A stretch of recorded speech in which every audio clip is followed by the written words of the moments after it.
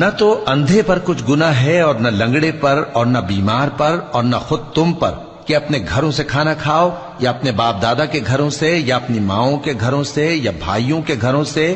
یا اپنی بہنوں کے گھروں سے یا اپنے چچاؤں کے گھروں سے یا اپنی پھوپھیوں کے گھروں سے یا اپنے ماموؤں کے گھروں سے یا اپنی خالاؤں کے گھروں سے یا اس گھر سے جس کی کنجیاں تمہارے ہاتھ میں ہوں یا اپنے دوستوں کے گھروں سے، اور اس کا بھی تم پر کچھ گناہ نہیں کہ سب مل کر کھانا کھاؤ یا جدا جدا۔ پھر جب گھروں میں جایا کرو تو اپنے گھر والوں کو سلام کیا کرو، یہ اللہ کی طرف سے مبارک اور پاکیزہ تحفہ ہے۔